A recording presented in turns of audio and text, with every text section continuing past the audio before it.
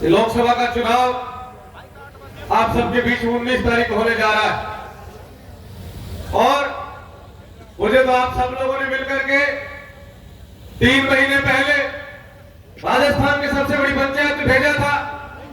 36 को हमने मिलकर के 36 की उम्र में 36,000 जिता करके राजस्थान सबसे बड़ी पंचायत भेजने का काम किया। पायलट साहब उस बात उसमें मीटिंग में आए थे मेरी।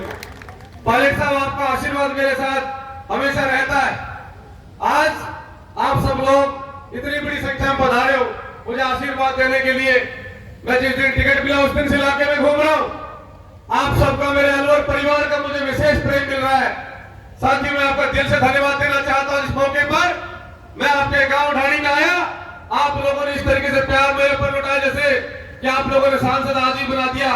मुझे लगता है आप लोग सब लोग मिलकर इंतजार कर रहे आने वाले समय 19 तारीख का कि कब मशीन हमारे गांव के स्कूल में आवे और कब हम अपने अलवर के बेटे को वोट देते करके हिंदुस्तान सबसे बड़ी पंचायत भेजे। साथियों आप सब लोगों ने देखा है मैं आपके गांव ढाणी में आया हूं। अब मैं तो देश दुनिया की बात पर वो सारी बात आदरणीय पायलट साहब और जूली साहब बताएंगे। मैं तो आपको अपने अलवर की बात चर्चा करूंगा। साथियों जिस प्रकार से आप सबके सामने हमारे बीच में प्रत्याशी दूसरी पार्टी से हरियाणा से भूपेंद्र यादव जी आए, मैं तो उनको एक बात कहना चाहता इस मंच के माध्यम से।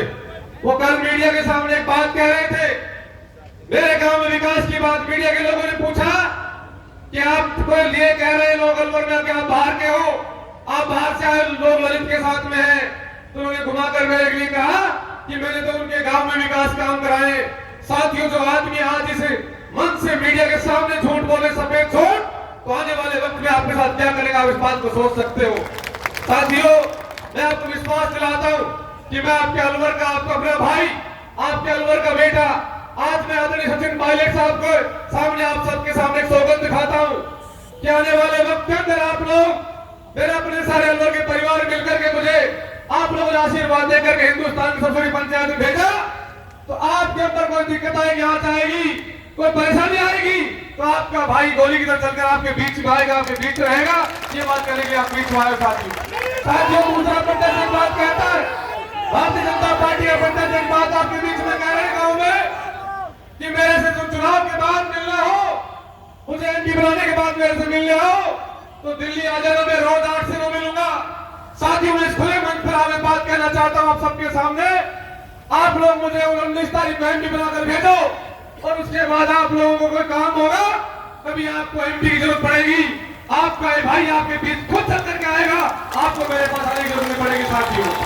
साथियों आप सब लोगों ने देखा है कि किस प्रकार से हम लोग आप भी रहकर लंबे समय से काम कर रहे हैं। आप देख रहे हो कि वो श्रीमान जी 5 साल मंत्री रहे, श्रम रोजगार मंत्री रहे, हमारे अलवर के लोग उनके पास गए, उन्होंने कहा कि साहब कानून बनाइए कि लोकल को रोजगार मिले, उनको धक्का देकर भगा दिया।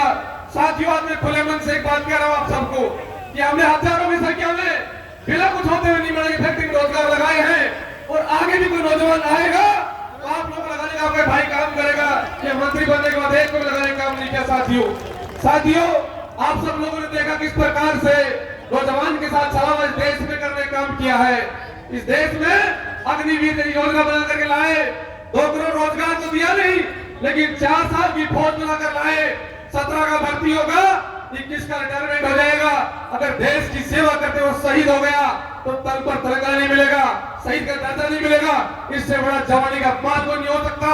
साथियों नौजवान साथियों आह्वान करना चाहता हूं इस मंच के माध्यम से कि 19 तारीख को आपके मान सम्मान स्वाभिमान का चुनाव है। अलवर के मान सम्मान स्वाभिमान की लड़ाई में आप सब लोगों का सहयोग और समर्थन चाहता हूं। आप लोग आने वाले 10 दिनों के अंदर अपने भाई को गांव-गांव जाकर के आशीर्वाद लेने काम करना, गली-गली में घूम करके मेरी मदद करना। आपको विश्वास दिलाता हूं आप लोग 10 दिन का समय मुझे दोगे, आपका भाई पूरा जीवन अपन न्यौछावर करेगा। बात कहने के लिए आपके बीच में साथियों आया हूं।